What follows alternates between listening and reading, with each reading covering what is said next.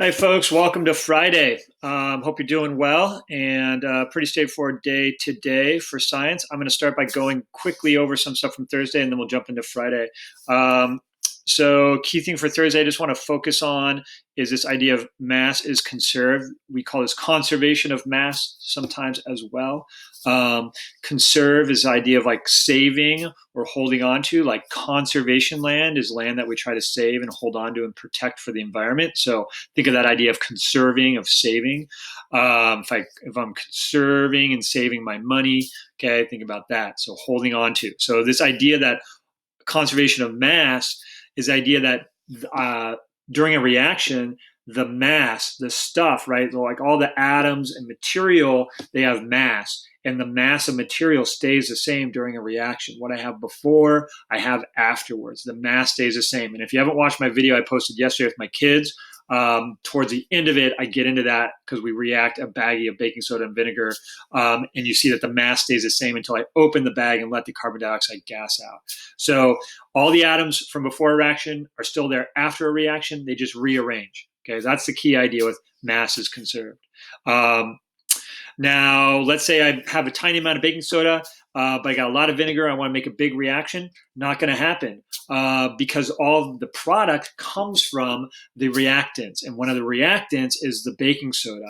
So I'm not going to get a big reaction if I don't have large amounts of both reactants. Okay. So again, the idea that what I have afterwards comes from what I have before.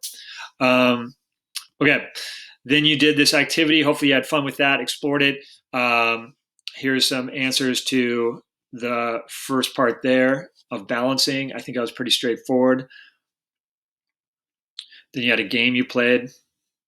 Okay, down here for today, so we're going to return to this idea of the candle burning and how the candle went out and think about that as a chemical reaction.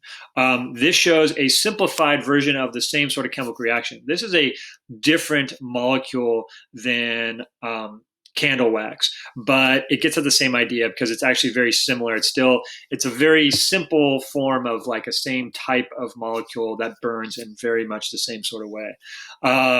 We call this methane. And so the methane's reaction with the oxygen, producing carbon dioxide and water. This equation is already balanced. Your job is just to kind of count up the molecules on both sides, notice that they're balanced, and then there's a question to asking you here, thinking about it. And then down here, I want you to write a claim evidence reasoning statement for why the flame went out when the jar was put over the candle. So you have this burning candle, jar goes over it, the flame goes out. I think you understand this. I want you to clarify it. And I really want you to think about focusing on the chemical reaction and the idea of material being limited. Okay. Think again back about this idea of baking soda and vinegar and how big of a reaction I get if I don't have enough baking soda, right? Well, think about the same sort of thing with our reactants here.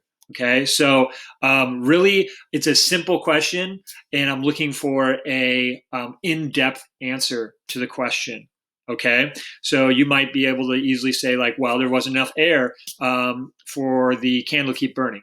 Okay, or it got no more oxygen. Okay, we get that, but please give me some details and explanation to help get into the details of how does it relate to this equation. So talk about the equation, the answer, write about the equation in your answer. Okay, give reasoning related to that.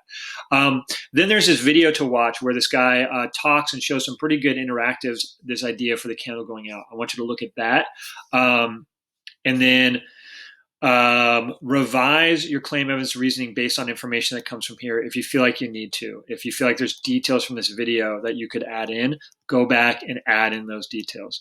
And then be sure to turn your work in by clicking turn in on Google Classroom. There are a number of students I had to ask to do that through comment. I'd really prefer not to have to do that. If you can make sure to click turn in, that's like you actually putting this in the basket of my classroom. It's how I know that you feel confident you're done with the work and are ready to have me take a look at it. So that's it. Thank you so much.